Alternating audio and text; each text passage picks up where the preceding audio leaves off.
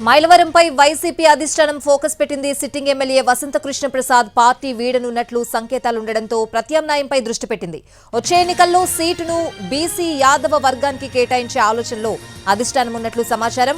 ఇప్పటికే ఆ కేటగిరీ నేతల కోసం పార్టీ అన్వేషణ జరుగుతోంది. 2014లో బీసీ, 2019లో కమ్మ సామాజిక వర్గానికి వైసీపీ టికెట్ ఇచ్చింది. ఈసారి కూడా మైలవరం నుంచి పోటీ చేసేందుకు కమ్మ సామాజిక వర్గ నేతలు ప్రయత్నాలు చేస్తున్నట్లు తెలుస్తోంది.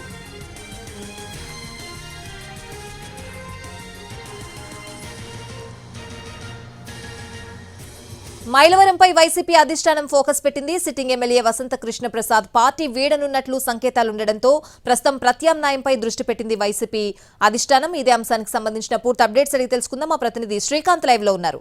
శ్రీకాంత్, మైలవరం నియోజకవర్గానికి సంబంధించి వైసీపీ అధిష్టానం అయితే ఫోకస్ పెట్టినట్టుగా అయితే మనకి అర్థమవుతుంది. ఇక్కడ సిట్టింగ్ ఎమ్మెల్యేగా ఉన్నటువంటి వసంత కృష్ణ ప్రసాద్ పార్టీ వీడుతున్నట్టుగా అయితే సంకేతాలు కూడా ఇప్పటికే ఇచ్చిన నేపథ్యంలో రేపు సిద్ధం సభకు సంబంధించి కూడా ఆయన పూర్తి స్థాయిలో ఈ సభకు దూరంగా ఉంటున్న నేపథ్యంలో కేశినేని నాని ఈ పూర్తి స్థాయిలో ఈ ఏర్పాట్లన్నింటినీ కూడా పర్యవేక్షిస్తున్న నేపథ్యంలో ఏదైతే మైలవరం నియోజకవర్గానికి సంబంధించి వచ్చే ఎన్నికల అభ్యర్థికి సంబంధించి ప్రత్యామ్నాయం ఎవరు అనే దాని మీద కసరత్తు చేస్తున్నట్టుగా అయితే తెలుస్తుంది. ఇందుకు సంబంధించి బీసీ వర్గానికి వచ్చే ఎన్నికల్లో టికెట్ కేటాయించాలనే ఆలోచనతో అధిష్టానం ఉన్నట్టుగా అయితే మనకు సమాచారం అందుతుంది. ఇది కూడా బీసీలో యాదవ వర్గానికి సంబంధించిన వ్యక్తికి ఈ టికెట్ను కేటాయించాలనే ఆలోచనలో అధిష్టానం ఉన్నట్టుగా సమాచారం అందుతుంది. అందులో ఎవరెవరు నేతలు ఉన్నారు ఆ కేటగిరీకి సంబంధించిన అయితే ప్రస్తుతం ఆ నేతలను ఎంపిక చేసే పనినే కూడా పార్టీ పెద్దలు ఉన్నట్టుగా కూడా మనకి తెలుస్తూ ఉంది. 2014లో బీసీ గౌడ కమ్యూనిటీకి సంబంధించి జోగి రమేష్కి టికెట్ ఇవ్వడం జరిగింది. 2019లో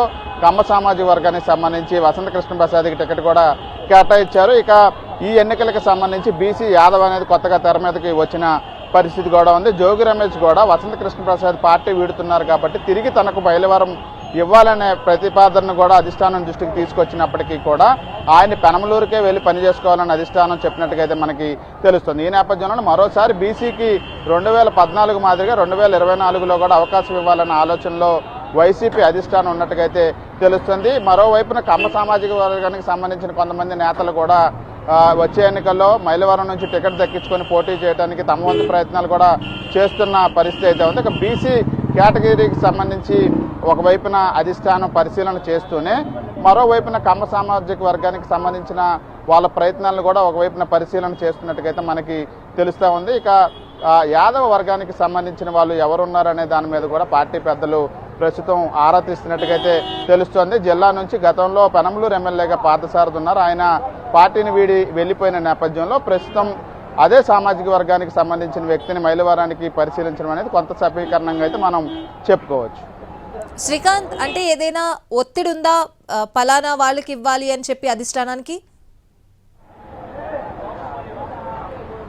అంటే ప్రస్తుతానికైతే యాదవ వర్గానికి సంబంధించి ఎవరి పేరుని పార్టీ అధిష్టానం పరిశీలిస్తుంది అనేది అయితే ఇంతవరకు బయటికి రాలేదు. ఎందుకంటే దీనికి సంబంధించి 2 రోజుల నుంచే చర్చ కూడా ప్రారంభమైంది అనేది అయితే మనకు తెలుస్తుంది.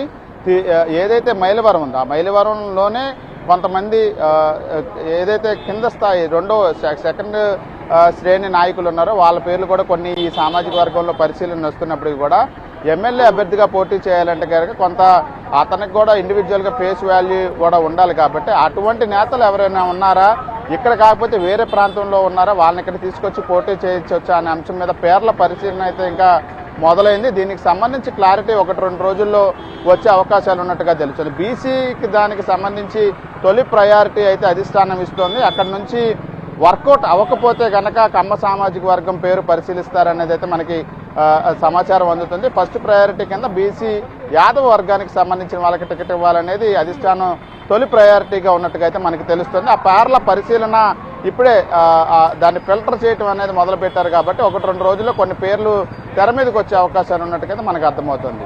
అంటే నాన్ లోకల్ వాళ్ళని కూడా తీసుకొచ్చి నియోజకవర్గాల్లో పెడుతున్నారు కాబట్టి మైలవరానికి కూడా నాన్ లోకల్ అనే క్యాల్కులేషన్ ఏమైనా వేసుకునే అవకాశాలు ఎంతవరకు ఉన్నాయి శ్రీకాంత్?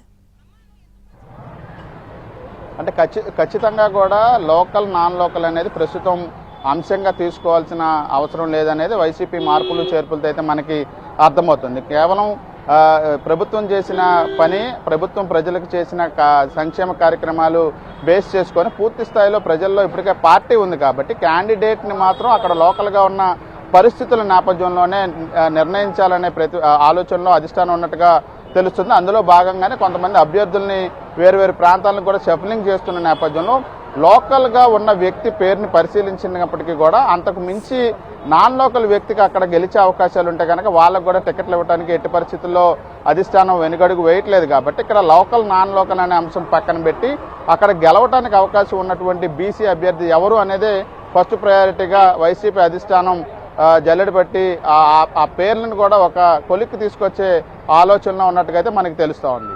Right Srikanth, thanks.